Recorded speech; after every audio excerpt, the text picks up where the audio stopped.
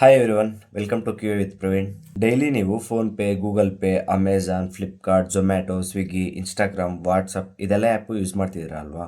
ಆದರೆ ಇವೆಲ್ಲ applications millions of users use ಮಾಡೋಕ್ಕೆ ಮುಂಚೆ ಎಲ್ಲ ಫ್ಯೂಚರ್ ಕರೆಕ್ಟಾಗಿ ವರ್ಕ್ ಆಗ್ತಿದೆಯಾ ಇಲ್ವಾ ಅಂತ ಯಾರು ಚೆಕ್ ಮಾಡ್ತಾರೆ? ಇಮ್ಯಾಜಿನ್ ಮಾಡ್ಕೊಳ್ಳಿ, ಝೊಮ್ಯಾಟೊ ಅಲ್ಲಿ ನೀವು ಫುಡ್ ಆರ್ಡರ್ ಮಾಡಿದ್ದೀರಾ, 1,000 ಆಗಿದೆ ಬಿಲ್ಲು. ಸೊ 1,000 ಪೇ ಮಾಡಿದ್ದೀರಾ, ಬಟ್ ನಿಮ್ಮ ಅಕೌಂಟಲ್ಲಿ 2 ಸರಿ ಡಿಟೆಕ್ಟ್ ಆಗಿದೆ.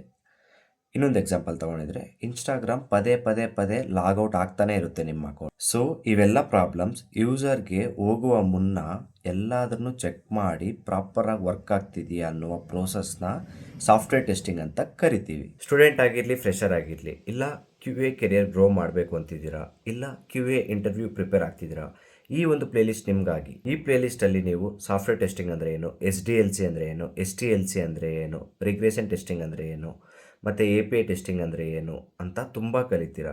ಲೈಕ್ ಇಂಟರ್ವ್ಯೂ ಪ್ರಿಪ್ರೇಷನ್ ಕೂಡ ನೀವು ಒಳ್ಳೆ ಫೌಂಡೇಶನ್ ಸಿಗುತ್ತೆ ಈ ಒಂದು ಪ್ಲೇಲಿಸ್ಟಿಂದ.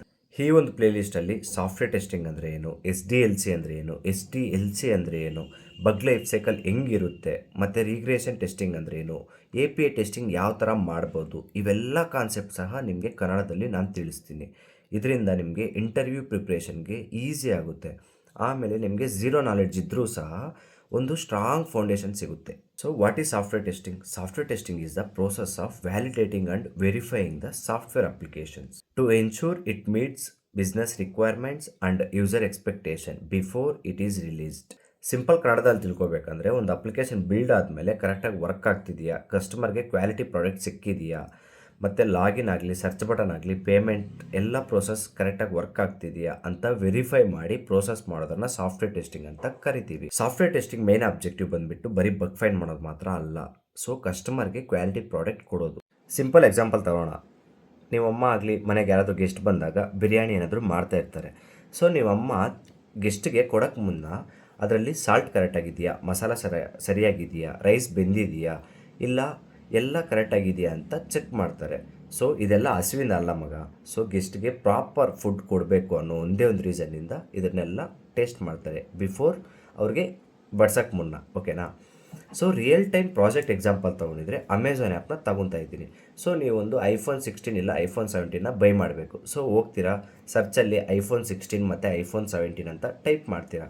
ಸೊ ಪ್ರಾಡಕ್ಟ್ನ ಆ್ಯಡ್ ಮಾಡ್ತೀರಾ, ಕಾರ್ಟ್ಗೆ ಆ್ಯಡ್ ಮಾಡ್ತೀರಾ. ಅಲ್ಲಿ ಬಂದುಬಿಟ್ಟು ಪೇಮೆಂಟ್ ಮಾಡ್ತೀರಾ, ಆರ್ಡರ್ ಕ್ರಿಯೇಟ್ ಆಗುತ್ತೆ, ಮತ್ತು ಅದನ್ನು ಟ್ರ್ಯಾಕ್ ಮಾಡ್ತೀರಾ. ಇದೆಲ್ಲ ಸಿಂಪಲ್ ಆಯ್ತಲ್ವಾ? ಸೊ ಆಮೇಲೆ ಜಸ್ಟ್ ಇಮ್ಯಾಜಿನ್ ಮಾಡ್ಕೊಳ್ಳಿ, ಅಲ್ಲಿ ಸರ್ಚಲ್ಲಿ ಟೈಪ್ ಆಗ್ತಿಲ್ಲ ಏನು, ಆಮೇಲೆ ಆರ್ಡರ್ ಕ್ರಿಯೇಟ್ ಆಗ್ತಿಲ್ಲ, ಇನ್ನೊಂದು ಆ್ಯಡ್ ಟು ಕಾರ್ಟ್ ಕ್ರಿಯೇಟ್ ಆಗ್ತಿಲ್ಲ, ಮತ್ತು ಪೇಮೆಂಟ್ ಫೇಲ್ ಆಗ್ತಿದೆ. ಪೇಮೆಂಟ್ ಆಯಿತು ಬಟ್ ಆರ್ಡರ್ ಕ್ರಿಯೇಟ್ ಆಗಿಲ್ಲ, ಟ್ರ್ಯಾಕ್ ಆಗ್ತಿಲ್ಲ.